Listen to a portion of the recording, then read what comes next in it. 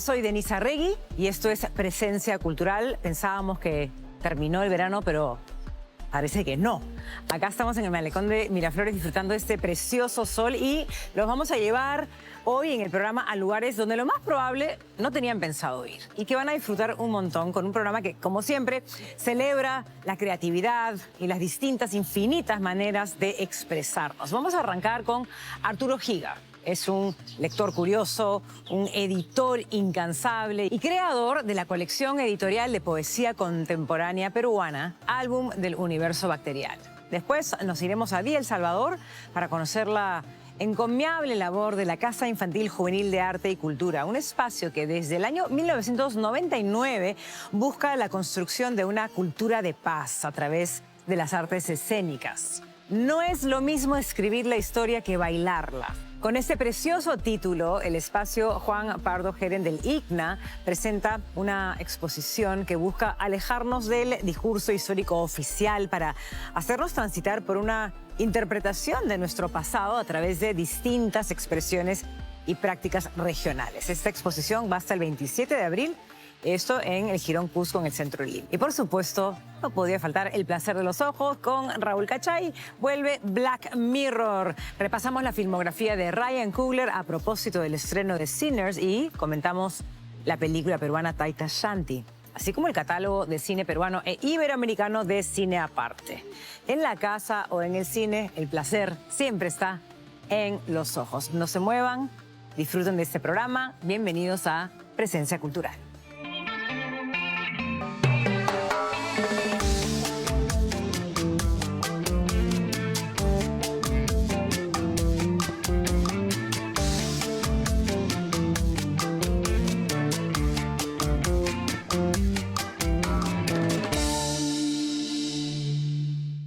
Está con nosotros Arturo Higa, diseñador gráfico editorial con formación en literatura.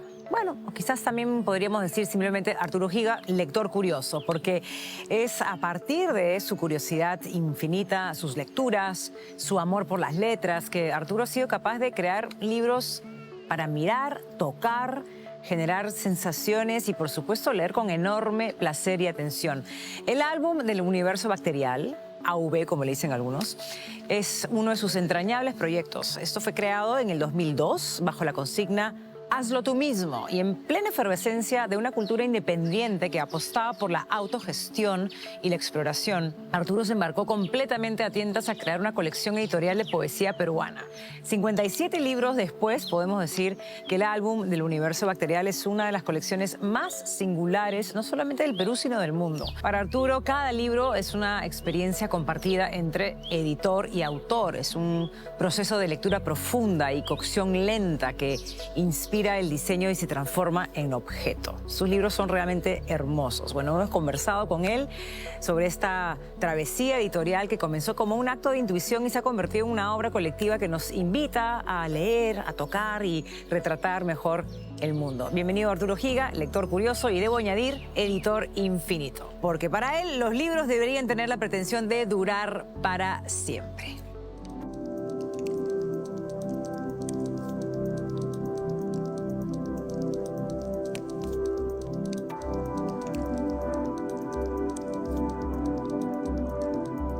Para hablar del origen del álbum del Universo Bacterial, creo que hay que ir al 2002, que fue el año que inició el proyecto, y creo que sería interesante como recordar el contexto que había en ese entonces, que entiendo que fue como muy algo que te impulsó y que estaba muy asociado con el deseo de hacer una editorial totalmente de hazlo por tú mismo, ¿no? Que tiene que ver un poco con la atmósfera que se vivía en esa época. El álbum del Universo Bacterial es un proyecto del año 2002, ¿no?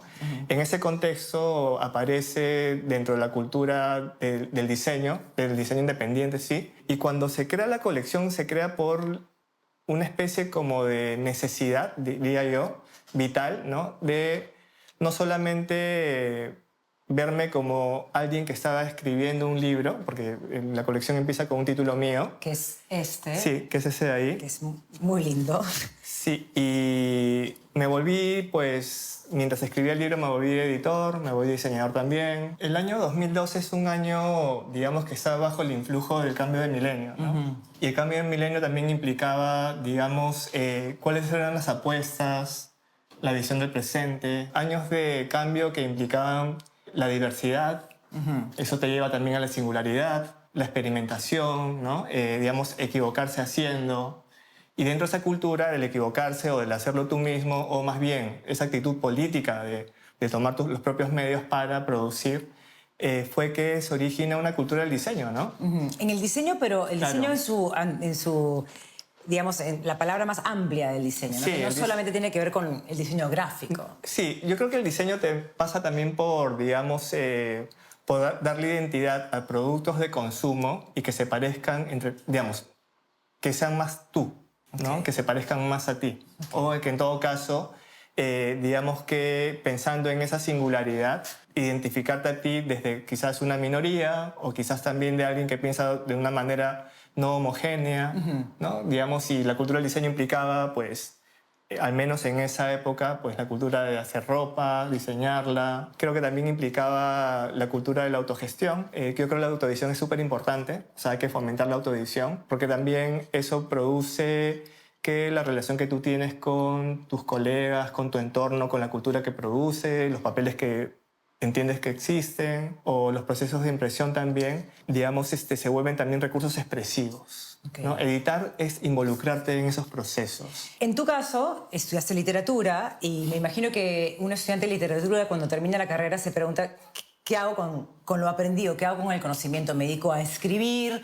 ¿Me dedico a enseñar? ¿Te metes al mundo académico? Hay como que un universo de posibilidades. En tu caso, cuando terminaste la carrera, ¿qué se te vino a la cabeza? Creo que todos nos hacemos esa pregunta, ¿no? Y creo que la pregunta también está asociada a cómo entender una formación académica. En mi caso, pues soy alguien que viene de humanidades, de literatura, y cómo tener una formación profesional.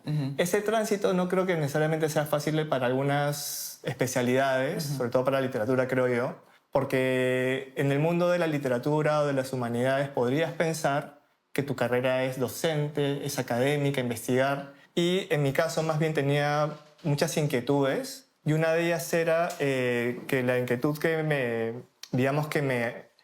me tenía como bastante ocupado en pensamientos era qué puedo hacer o producir, ¿no? Okay. Y eso estaba vinculado sobre todo a mi cultura lectora. Quería también participar de la vida cultural, quería también ser un agente que propiciara que algunas escrituras tuvieran un lugar, y no necesariamente desde la creación, sino más bien desde el trabajo de edición, de diseño, ¿no? Que fui aprendiendo, como aprendemos muchas cosas, que es haciéndolas, ¿no? Los años, digamos, que vienen después, que son ¿cuántas publicaciones? ¿50 y cuántos tienes? Son 57 libros. Que es la colección. La colección completa, sí. Del álbum. Así es. Y ahí ya viene toda una etapa que tiene que ver con el otro, que es la conversación con el escritor que viene interesado en trabajar contigo, el poeta, porque es poesía. Claro. Entonces ahí empieza una relación muy interesante que me encantaría que me cuentes. Primero que todos los criterios que has tenido en estos tiempos para decidir trabajar con algunos poetas, y luego cómo empieza este intercambio de ideas que finalmente terminan en todos estos hermosos ejemplares que tenemos aquí adelante. Creo que, bueno, no sé si diría que es lo esencial, pero es uno de los fundamentos de la práctica literaria o poética, ¿no? Es tu involucramiento en la lectura, ¿no? O sea, cómo te relacionas con una obra literaria o poética específica, ¿no? O sea, dentro del mundo de la edición no estás hablando de libros publicados, sino libros que tienen la promesa de ser publicados. Ese deseo, ¿no? O ese horizonte de publicación o de edición hace de que te involucres con las escrituras de ciertos autores y ciertas autoras que modelan, ¿no? Modelan, digamos, la construcción de un lector futuro o un lector, digamos, que viene en camino con la publicación de tu libro. O sea, hay un espacio privado, ¿no? Que transita hacia lo público y tú estás allí como editor. Ese lugar es un lugar de mucha confianza. Te involucras con las motivaciones, te involucras con los intereses, te involucras con ese mundo singular y particular de cada uno y cada uno de los poetas. Allí, en ese lugar, pensaría más bien de que se convoca, ¿no?, un gran universo de lecturas que uno ha hecho, de libros que ha visto, de conversaciones que aprecia, de amistades que han modelado también tu gusto, ¿no? Todo eso de ahí hace más bien, ¿no?, que yo, identificándome como un diseñador y como un editor, soy un comunicador, ¿no? Y siendo comunicador, intento todo el tiempo, ¿no?, que esos contenidos específicos tengan una dimensión pública y que mi trabajo no deje de ser un proceso crítico en el que mi lectura va a aportar, ¿no? Ahora, sin duda la particularidad de este proyecto editorial tiene que ver, más allá del contenido de los poemas, digamos, del lado netamente artístico del poeta, tiene que ver con el aporte estético, ¿no?, de lo que se ven en cada uno de los ejemplares. O sea, hay un tema de color, de calidad de papel, de brillo del papel, de la forma en que está elaborado. Acá, no sé cómo le llamas esta. Es un lomo descubierto. El lomo descubierto. Pero sí, me encantaría detenernos quizás en los elementos visuales que elige. Claro. Claro, que uno cuando lo ve podría decir minimalismo, y tú me dices que no es minimalismo, sino que es elemental. Digamos, contarte un poco a partir del libro de Andrés Ger, que es un libro que se publicó en el 2020, en el año de la pandemia. Cuando pienso, digamos, qué significa hacer un libro y qué significa diseñarlo o también materializarlo, la obra literaria o poética llega, pues, lo digo de manera bastante real, ¿no?, llega en documentos de Word, ¿no? Sí, claro. Y con una tipografía, pues, default, ¿no? O sea, por defecto está ahí, ¿no? Claro. Imagínate esa situación y luego que se convierta en esto de aquí. O sea, hay todo un tránsito que hace más bien conversaciones que son, pues, yo diría infinitas, porque no acaban, ¿no? Preguntas que uno se hace frente a la cultura del libro, frente a la cultura en poesía, frente a la poesía peruana también. La industria que produce esto, ¿no? O sea, las imprentas, ¿no? Como, por ejemplo, ahora estamos tan habituados a ver libros y materialidades. Yo no uso la palabra experimentar, sino explorar. Porque la exploración significa ir a conocer, ¿no? Quiero conocer nuevos papeles, quiero conocer nuevas cartulinas, quiero conocer técnicas de impresión, encuadernaciones. Quiero animarme a hacer un libro que se abra por los dos lados, que lo abres por aquí, ¿no? Sí. Lo cierras y lo abres por aquí también, ¿no? Y pasando eso, pues, digamos, tienes distintas situaciones, ¿no? Claro. O que lo abras, por ejemplo, y luego te des cuenta de que se puede leer de manera horizontal. Claro. La poesía como la literatura son espacios, podrás concentrar tu imaginación a partir del sonido, ¿no? Entonces no necesariamente tendrás que visualizar, podríamos apagar la luz y disfrutar de la poesía, ¿sí? Hay eso en la gráfica también. Hay algo en la composición de esos pequeños elementos que has propuesto que también tienen esa musicalidad, esa rítmica. Perfecto. Si hacemos analogías, ¿no?, de la poesía y la música, que hay ritmo, hay sonido, identifica también de que hay una secuencialidad de sonidos que son ideas o son imágenes también. Y cuando uno lo ve en una publicación, o en el caso, digamos, del diseño gráfico o el diseño editorial, la dimensión está sobre todo porque eso que llamamos ritmo en la poesía es una secuencia de acentos. Y el acento también puede ser algo visual, ¿no? Este es un acento visual. Esta B que está en la parte superior, ¿no? Como también lo puede ser la M. Como también lo puede ser, pues, la N. Son acentos. Entonces tú ves un ritmo porque hay una repetición, ¿no? El ritmo es, digamos, la construcción racional, ¿no?, de cómo dominas el tiempo.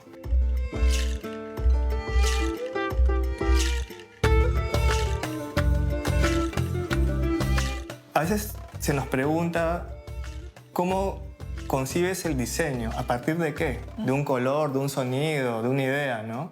Este libro, pues, de Rodrigo Quijano, ¿no?, Una procesión entera va por dentro, es un conjunto de 14 poemas y lo que puedes ver en la portada es algo así como una peregrinación a una cima, ¿no? Es casi como si fuesen estaciones.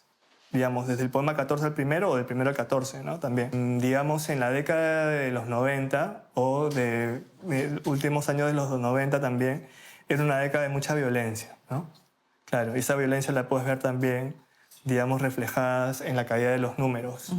Pero también es un libro que habla sobre todo de la cultura que tenemos los peruanos con los entierros, ¿no? Enterrar también significa hacer ofrendas, pensar, digamos, en esas ofrendas que pueden ser pues, oros, platas. Y color negro. Color negro porque es el negro es el color de la magia, ¿no? Es el color de las cosas que solamente se ven cuando son iluminadas, ¿no? Sí, es también el lugar del escenario. El héroe y su relación con la heroína de Osvaldo Chanove, que es un libro del año de 1983, ¿no? Esta es una reedición del año 2023, ¿no? Parte de la estética del libro original era, digamos, la presencia de un vaquero. Cómo hacer la presencia del héroe y la heroína, ¿no? A partir de la idea de la H. Este proyecto de aquí recoge originalmente como ese libro, que era de una tapa de color naranja, hace gráfica a partir de los elementos tipográficos, ¿no? Ah, qué lindo. ¿No? O sea, ves la H que es un caballo, Sí. ¿no? Y la I que es un jinete y una persona que está, o un vaquero, pues que está con su caballo, ¿no? Lo geométrico siempre es poderoso, ¿no? Porque te puede llevar a ideas tan sencillas como entender que acá hay un sol. Pero también es una cabeza sobre una letra o un carácter I, ¿no? También lo que pasa con el tema, digamos, de las tipografías es que siendo una I y tiene esa vergulilla, pues puede ser como el cabello de su amada, ¿no? O de su heroína, ¿no? También. Son transformaciones que se dan, pero son transformaciones a partir de la imaginación. Exacto, y son como múltiples lecturas y bueno, en la poesía la lectura de cada quien es la lectura de cada quien y Así es, ¿no? no se tiene que entender necesariamente de manera colectiva, cada Claro, quien lo entiende tal como cual, ¿no? quiere. Hay mucha poesía en Perú, hay mucha poesía que me imagino que tú has conocido también como persona vinculada a las letras y demás. Tus criterios de decir quiero trabajar con este poeta, con este escritor, ¿qué te interesa? Sí, quizás cuando pienso en por qué quiero trabajar con quién, creo que una de las principales motivaciones es tener una experiencia conjunta de un proceso, ¿no? Y el proceso es un proceso de hacer algo, un libro. Una experiencia al volverse nueva para ti, ¿no? También se vuelve enriquecedora. Digo, enriquecedora porque creo que todo el tiempo estamos buscando las cosas nuevas, ¿no? Y todo lo nuevo siempre es difícil, ¿no? Difícil porque como no has tenido experiencias previas, seguramente no te sientes cómodo, ¿no? Y creo que los procesos también de edición es cómo afrontas esa incomodidad, que el proceso del libro, de diseñarlo o editarlo, es involucrarte primero pues, con tu lectura y con su texto sobre todo, ¿no? Lo segundo que pasa siempre en los procesos de diseño es que no te sirve solo de lo que lees, sino de lo que también proyecta esa persona para ti, ¿no? Su relación con el color, su relación con las fuentes tipográficas, su relación con la materialidad, su relación con la cultura visual que también, digamos, posee. Y lo que termina siendo todo ese proceso, que puede durar semanas o meses, es un retrato. Yo siendo un interlocutor, un compañero de viaje para ese poeta, me vuelvo también su retratista. Pero no estamos hablando de un retrato de ciertas condiciones que te lleven pues, a la imagen visual de una fotografía. Exacto. Sino más bien es un retrato a modo de crear una identidad. ¿Cuáles son tus atributos o los atributos de tu escritura? ¿Por qué optas por un verso corto y no un verso largo? Desde el impacto que puede originar eso en un lector o en una lectora. Yo creo que Álbum del Universo Bacterial es un proyecto en el que yo como editor me siento también parte de una escritura permanente. Es una obra. Sí, tú me preguntarías si estoy escribiendo o no libros. Yo pensé más bien que lo que estoy haciendo es una obra. Y la obra está conformada por todos estos libros de aquí. Los libros tienen una pretensión y es durar para siempre. Y eso es lo que deseo que suceda con la colección.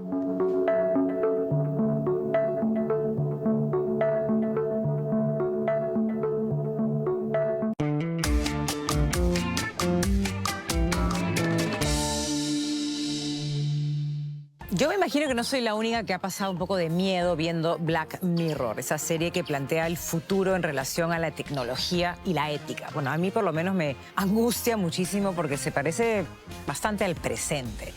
Ahora por fin vuelve la 7ª temporada y El placer de los ojos nos va a traer los entretelones de esta serie aclamada. Bueno, y hoy también tenemos para ustedes el estreno de Sinners, que es una película de terror gótico sobrenatural que Raúl nos sabrá explicar mejor que nadie. We'd like to welcome you back. Ready? Yeah. 3, 2. And action. They call it mind expanding. It alters your neuronal structure. The mind is a computer. El destino ha querido que algunas de las series más notables de los últimos años estrenen nuevas temporadas en este mes de abril. De hecho, hace algunos días, el 10 de abril, llegó la esperadísima séptima temporada de Black Mirror, la serie antológica que gira en torno a los peligros y a los riesgos de la tecnología, con episodios siempre ambientados en realidades distópicas, futuristas, ciencia ficción, horror. Es una serie muy interesante que por fin, como les decía, acaba de estrenar su séptima temporada, que además por primera vez la serie creada por Charlie Brooker tiene una secuela, es decir, un episodio que continúa la historia de un emblemático episodio de una temporada previa, que es protagonizado además por Christian Milioti, a quien vimos hace muy poco, el año pasado, en la notable serie El Pingüino. Black Mirror, la nueva temporada, ya está disponible en Netflix. Luego, hoy mismo, 13 de abril, llegará otra serie que muchos fanáticos venían esperando con ansias, la segunda temporada de The Last of Us en la plataforma Max, que nuevamente es protagonizada por Bella Thorne, por Pedro Pascal y por la actriz de origen peruano Isabela Merced, quien viene desarrollando una carrera muy auspiciosa en el mundo de Hollywood, con papeles cada vez más importantes en franquicias y series muy populares como esta. Esta segunda temporada está basada en la secuela del videojuego original y cuenta, como ya sabemos, la historia de un brote, de una epidemia de hongos que convierte a la población en una especie de zombies. Luego, el 20 de abril, también en la plataforma Max, llegará la segunda temporada de El Ensayo, una serie, una especie de reality que entremezcla ficción y realidad muy particular, dirigida, producida y estelarizada por Nathan Fielder, un comediante muy interesante, a quien recomiendo que le sigan el paso porque creo que toda su carrera tiene producciones y especiales de comedia muy interesantes, muy originales, muy también estrambóticos por momentos, y El Ensayo no se queda atrás. Para quienes vieron la primera temporada sabrán a qué atenerse. Es una serie en la que Nathan Fielder convoca a personas para hacer ensayos previos a momentos importantes de sus vidas. Ensayos que pueden ser de cosas tan banales como contarles a los amigos con los que uno sale a jugar todas las semanas algún secreto personal, y otros mucho más profundos como la crianza de un niño, el matrimonio, en fin. No se pierdan la segunda temporada del Ensayo, que está a la altura de las expectativas generadas por la primera. Creo que va a ser una de las series notables de este 2025. Luego, en Disney Plus, el 23 de abril, llegará la esperadísima segunda y última temporada de Andor, esta serie ambientada en el universo de Star Wars, que prosigue, o más bien cuenta, los prolegómenos que desencadenaron la historia de la película Rogue One, que para muchos fanáticos de este universo cinemático es quizás la mejor producción reciente que involucra la lucha intergaláctica entre el bien y el mal que conocimos a raíz de las películas de George Lucas. Andor es protagonizada por Diego Luna. Esa será la segunda y última temporada, y por fin el argumento nos revelará las acciones que condujeron a los hechos que vimos en la película Rogue One, que, como les dije, es para muchos fanáticos de Star Wars la mejor de todas las que se han hecho desde el lejanísimo Imperio Contraataca de la década del 80.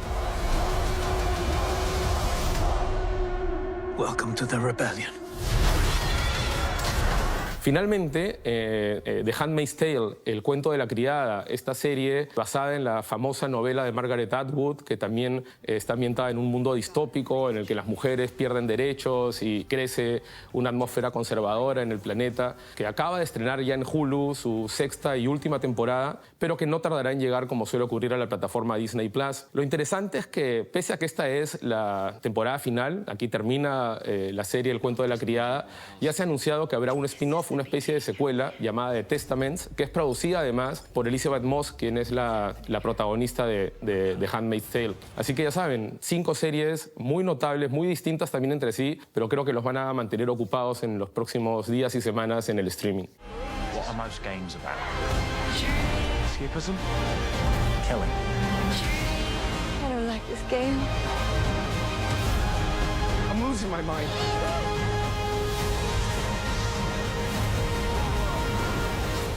¿Estás seguro de que quieres trabajar en policiales? Todo lo que aprenda me va a servir si quiero llegar a ser un buen escritor. Las páginas policiales son como la vida social de los pobres. Se hacen famosos aunque sea por un día. Olemos el sexo, la sangre, la envidia. Donde está involucrado un ser humano, allí hay una historia. Una plataforma de streaming que quizás muchos todavía no conozcan, pero creo que es absolutamente imprescindible para profundizar en el cine peruano y en las producciones recientes, no solo de ficción, sino también documental, cortometrajes, cine realizado en el interior del país, en las provincias, en fin. Cine Aparte está cumpliendo este año 10 años y, como les digo, debe tener el catálogo de películas peruanas más importante de todo el universo virtual. El último ingreso al catálogo de Cine Aparte es Taita Shanti, el tercer largometraje del director huancaíno Hans Matos Kamak, que es protagonizado por Julia Thais, por Yanko Ponce y por distintos actores, un reparto muy joven, que gira en torno a la festividad de la Fiesta de Santiago, quizás la más importante fiesta costumbrista del Valle del Mantaro, pero que también habla de las relaciones familiares, de la crisis de la identidad sexual, en fin, es un film muy interesante del mismo director de películas como Pueblo Viejo. Porque es quien tiene más tierra. Peso Gallo. Pierdes el tiempo entrenando. Mejor dedícate a otra cosa. Y quien también en su momento fuera asistente de dirección de un film sumamente interesante, esencial dentro del cine peruano de las últimas décadas, que es Rosa Chumbe, de Jonathan Relaize. Como les decía, en Cine Aparte hay muchísimo cine peruano. Hay películas clásicas, consideradas clásicas de nuestra cinematografía, como Alias la Gringa, de Chicho Durán. Va del país con su novia. Como La vida es una sola, de María Neide. Y otros films recientes que han recibido muchos elogios de parte de la crítica cinematográfica y también, por supuesto, premios en certámenes internacionales. Norte, de Fabricio Aguilar, con estupendas actuaciones de Rómulo Acereto, de Omar García y de Gianfranco Brero, que es nuestro gran actor de cine. Tinta Roja, a propósito de Brero, la película por la que el actor recibió en su momento la Concha de Plata en el Festival de San Sebastián. Quizás uno de los principales reconocimientos que ha tenido el cine peruano a lo largo de su historia. Videofilia, de Juan Daniel Molero, protagonizada por Mulki Sabogal, una película experimental también muy interesante que creo que vale la pena ver. La última tarde, Joel Calero. En fin, hay muchísimo cine peruano en Cine Aparte. También encontrarán cortometrajes, documentales, como por ejemplo Rodar contra todo, de Marianela Vega, que cuenta la historia del primer equipo de rugby en silla de ruedas de nuestro país. En fin, también hay algo del cine iberoamericano, no solo hay cine peruano en Cine Aparte. Hay muchísimo por explorar. Ingresen a Cine Aparte, háganse una cuenta y de paso vean Taita Shanti, que es una de las películas del cine huancaíno más interesantes, más celebradas. Se estrenó en los cines el año pasado, estuvo también en la competencia del Festival de Cine de Lima y ahora la tienen disponible para todos en el streaming a través de Cine Aparte. ¿Conversamos? Las heridas necesitan aire para poder sanarse. A mí siempre me igual, ¿eh?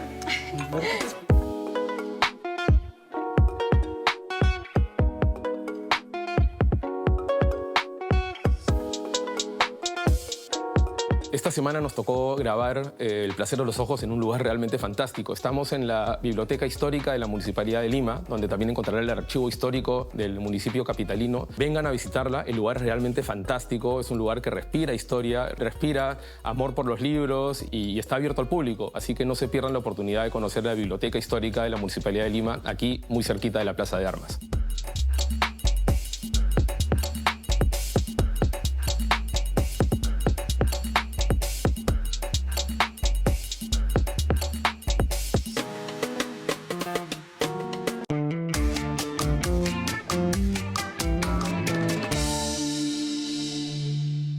No es lo mismo escribir la historia que bailarla.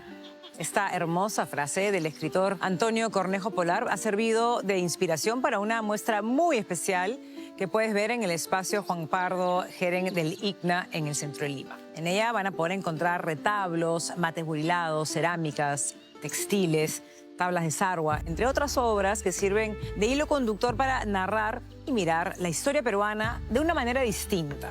A través de estas piezas tenemos la oportunidad de abordar y comprender el pasado, no solo desde los libros, como es habitual, sino desde diferentes expresiones de artistas que no han tenido la visibilidad suficiente o no han sido considerados al momento de registrar nuestra historia. Escuchemos a Karen Bernedo, una de las curadoras de la muestra, sobre todo lo que podrás encontrar en No es lo mismo escribir la historia que bailarla.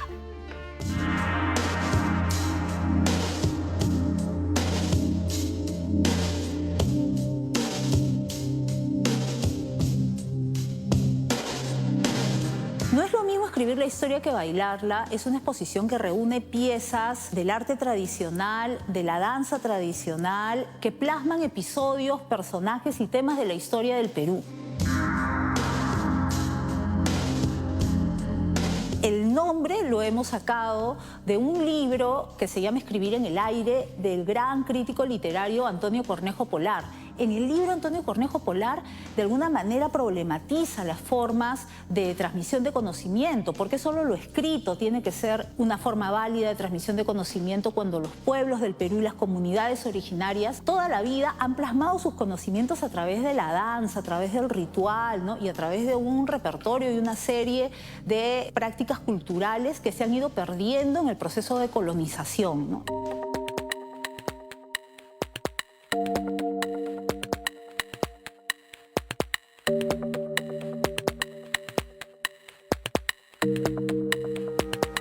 La exposición la hemos hecho junto a la curadora e historiadora del arte Gabriela Germaná. Hay muchísimas colecciones y muchísimas piezas que vienen de distintos lados del Perú, en especial el Valle del Mantaro, Ayacucho y Cusco. Muchas de las piezas son de colecciones privadas, otras piezas son de colecciones institucionales y otras piezas son de los mismos artistas. Entonces ha sido un trabajo de coordinar, de alguna manera de producción, ¿no?, bastante arduo para lograr reunir esta cantidad de piezas acá.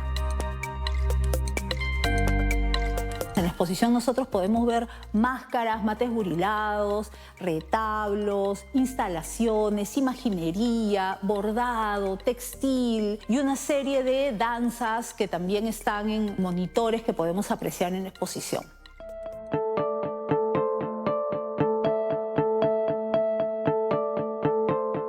La exposición está dividida en zonas temáticas. Inicia en el piso de arriba, en una zona introductoria, en la cual están todos los protagonistas plasmados a partir de obras como la de Fray Luis Berrocal y los mates burilados del maestro Sixto Seguí y de Caña Doregaray. También vemos símbolos patrios. En el piso de abajo hay zonas temáticas también por episodios históricos. Entonces empezamos por la zona de los incas, luego el recorrido nos lleva a Tupac Amaru, luego a las mujeres, porque han sido las obras de arte también las que han rescatado a las mujeres de la historia del olvido en el que se las ha querido someter. Entonces vemos una pieza sobre una rabona del gran maestro Santiago Rojas. Siguiendo el recorrido, vemos ya la zona de la Independencia, en la cual hay un retablo, por ejemplo, de la Declaración de la Independencia del maestro Jesús Urbano. Pero ¿qué es lo interesante de este retablo? Que ha agarrado este cuadro famoso de Lepiani, que todos conocemos porque a todos nos han enseñado nuestros libros de historia, pero la foto está volteada. Entonces, en primer lugar, lo que vemos es la gente y vemos a San Martín de frente, ¿no? Siempre lo vemos de espaldas. Otra cosa muy interesante de esta zona es que se rescatan batallas que no entran en los relatos oficiales de la historia del Perú, como la batalla de Azapampa. Y esa batalla en la que murieron muchísimas personas porque fue un enfrentamiento desigual entre indígenas mal armados y el ejército español. La última parte ya está dedicada a la Guerra del Pacífico y está dividida en la campaña marítima, donde hay esclavinas, mates burilados, ¿no?, que nos hablan del combate de Angamos, de la batalla de Arica, de Miguel Grau. Y hay toda otra zona que nos habla de la campaña de la Breña, esta resistencia indígena que hubo alrededor de las campañas de Andrés Avelino Cáceres.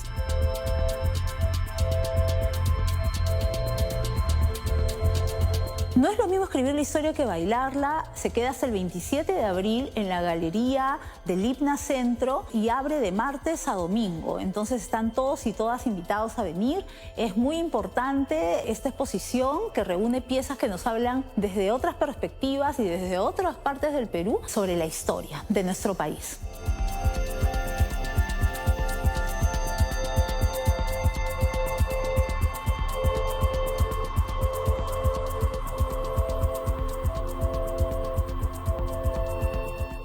En el corazón de Villa El Salvador existe un lugar que combina el arte con el juego y el compromiso social. Desde 1999, la Casa Infantil Juvenil de Arte y Cultura, el CIJAC, apuesta por las artes escénicas como una manera de construir una cultura de paz y justicia social. Conversamos con el gestor cultural Rafael Virgües sobre esta propuesta que busca formar ciudadanos plenos, empáticos y conscientes.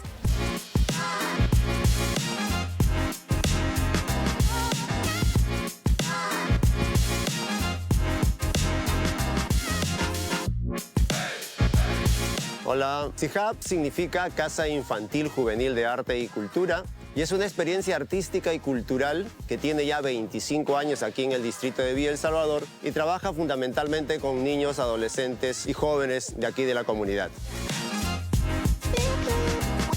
Más o menos 1999-2000 se desata todo el fenómeno del pandillaje o violencia juvenil y justamente como una especie de respuesta frente a esa situación es que se crea en la comunidad este espacio alternativo para adolescentes y jóvenes, pero teniendo las artes escénicas como el elemento para poder justamente trabajar elementos preventivos y evitar justamente la incorporación de jóvenes a estos espacios de violencia juvenil. Aquí venimos desarrollando diferentes programas y servicios. Tienes, por ejemplo, cosas de teatro, circo, música, danza, cine comunitario, hay una pequeña biblioteca. Entonces, hay diversos servicios, inclusive hay una ludoteca infantil para los niños más pequeños también. A lo largo del año realizamos diversas actividades. Llámense, por ejemplo, Veranearte 2025 este año, Festival de las Artes, por una comunidad sin violencia, intercambios culturales, encuentros por la no violencia contra la mujer y así como eso, otras actividades más en beneficio de la comunidad. Dentro de Veranearte existen diversos programas.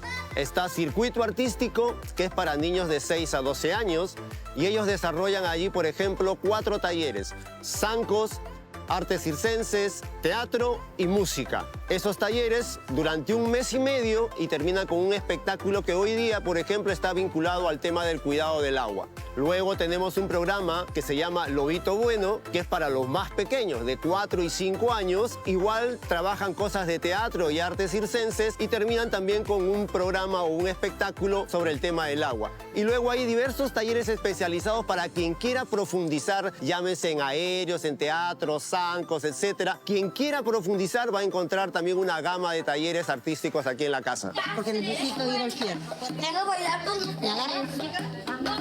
No vuelta ahora, no te toques en mí.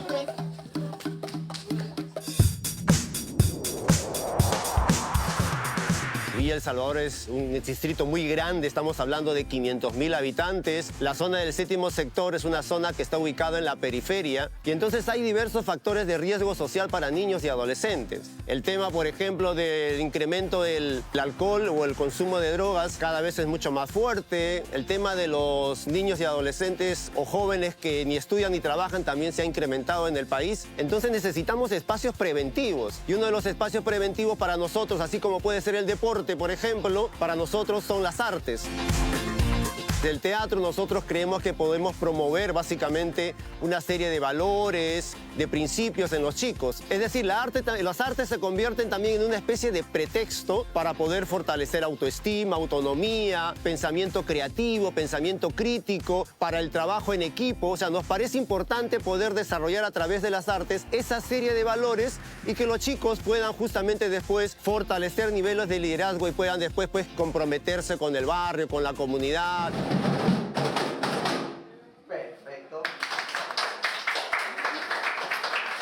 El arte puede ser un buen elemento educativo, pero también un buen elemento preventivo para el tema de la seguridad. Creo que como un pilar importante del tema de seguridad ciudadana debería ser fortalecer todas esas experiencias comunitarias como CIJAP que existen no solamente en Villa El Salvador, sino que existen en muchos distritos populares, fortalecer y que los gobiernos, sean locales, regionales, se preocupen por fortalecer este tipo de experiencias que me parecen fundamentales justamente para poder ayudar a que nuestros chicos, nuestros niños tengan una posibilidad de mejor desarrollo, de mejor liderazgo y de mejor vida en nuestra comunidad, ¿no? Estamos ubicados en el Parque Central del Grupo 2 del séptimo sector de Villa El Salvador. Aquí está esta hermosa casa, tiene un hermoso anfiteatro y un conjunto de profesores y promotores, muchos de ellos voluntarios, que vienen a trabajar justamente con estos niños y jóvenes de la comunidad. Los invitamos, estamos también en Instagram, en Facebook, nos pueden ubicar como CIJAT Perú, CIJAT Oficial, allí estamos y pueden averiguar ahí y conocer un poco la experiencia de las cosas que nosotros realizamos a través del arte y la cultura.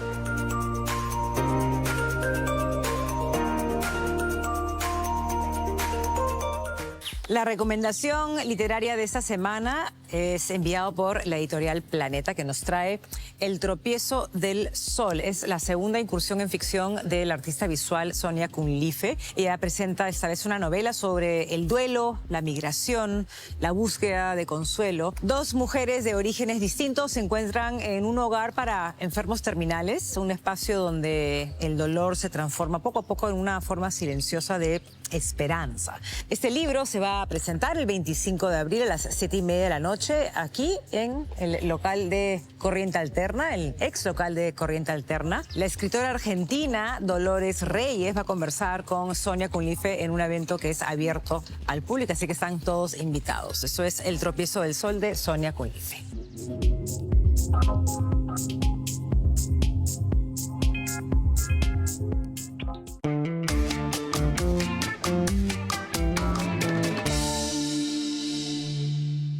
Esta semana queremos recomendarles otra plataforma digital. Es una recomendación de nuestra asistente de producción, Carly. Se trata de Academia Play y la puedes encontrar en YouTube.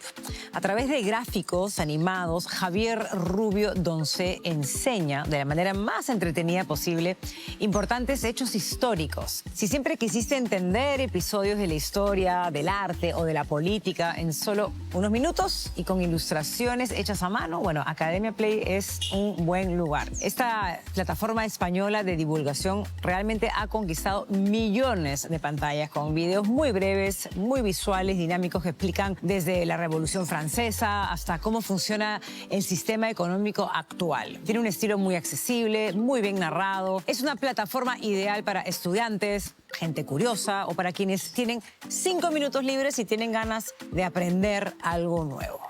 Unos misteriosos magos, guiados por una estrella, acuden a adorar al niño que ha nacido y le ofrecen presentes.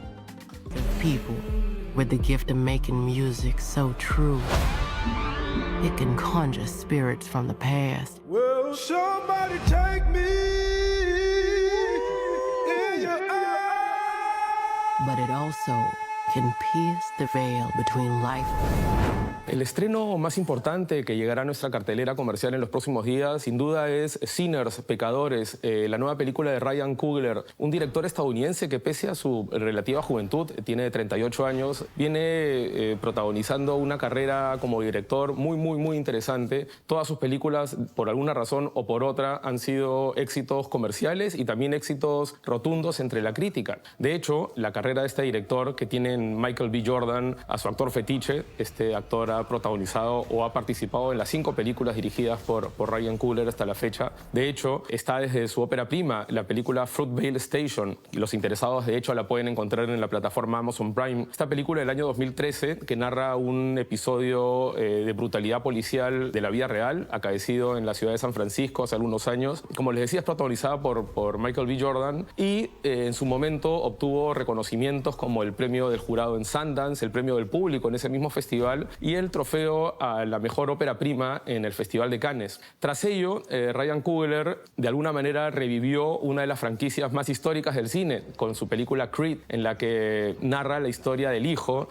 de Apollo Creed, el archirrival, enemigo primero y luego gran amigo de Rocky Balboa, el personaje que todos recordamos protagonizado por Sylvester Stallone. Y con esta película Creed reavivó la franquicia. De hecho, se estrenaron 2 películas más en las que él ejerció de productor. Una de ellas, por cierto, dirigida por Michael B. Jordan, quien es el protagonista, quien en estas películas interpreta a Adonis Creed, que también se dedica al boxeo y que se convierte también en pupilo de Rocky Balboa. Sylvester Stallone, de hecho, volvió a la palestra gracias a este papel y recibió una nueva nominación al Oscar por retomar su personaje histórico de Rocky Balboa.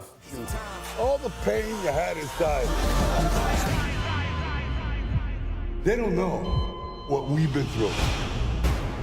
You belong here.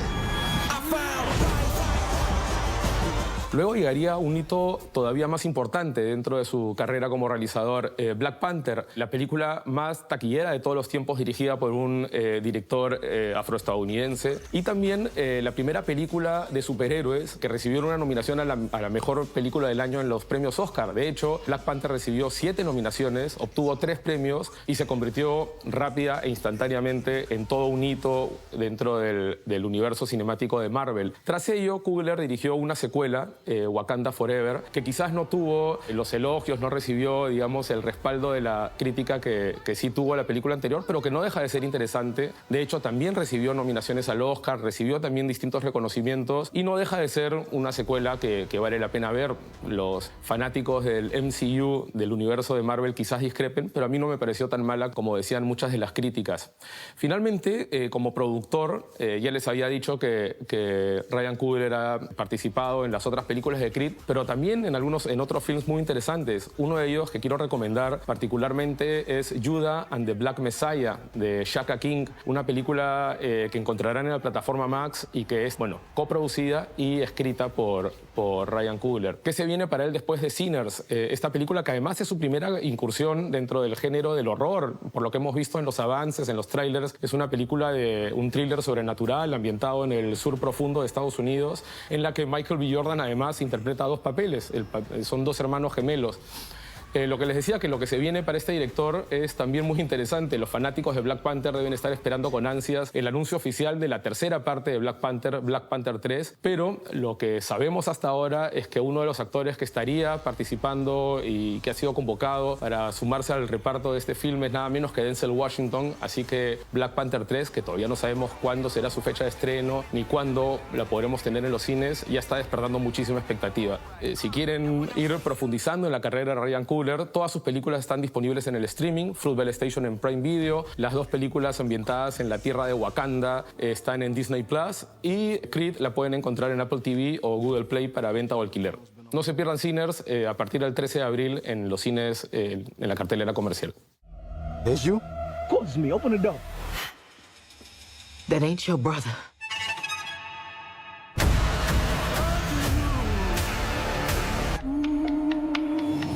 La editorial Penguin Random House nos ha enviado este libro. Verónica Ramírez, nuestra investigadora, quiere hacer esta recomendación con muchas ganas. Se trata de Mario Vargas Llosa, Palabras en el Mundo, escrito por Alonso Cueto. Este ensayo que verdaderamente, según lo que nos cuenta Verónica, atrapa de principio a fin porque está contado desde la cercanía, la amistad y el conocimiento de una obra que sabe trenzar muy bien con su biografía. El resultado es un acercamiento de los grandes personajes vargasllosianos y a sus motivaciones y sobre todo a sus hazañas, porque como bien dice Alonso, la obra de Vargas Llosa es como un mosaico en movimiento, donde los protagonistas evolucionan de un estado a otro. Además, para quienes se dedican a la escritura, el último capítulo, que se llama Un contador de historias, es muy interesante porque contiene detalles de las principales técnicas narrativas que ha usado el Nobel en sus novelas, pero también es un compendio de anécdotas, de detalles, de datos contados con el excelente pulso narrativo que caracteriza a Alonso Cueto. Y con eso nos despedimos. Queremos agradecer como siempre a la Municipalidad de Miraflores por sus parques en el Malecón, que está todavía precioso. Muchas gracias por estar con nosotros. Nos encontramos el próximo domingo a las 6, como siempre, aquí en Presencia Cultural.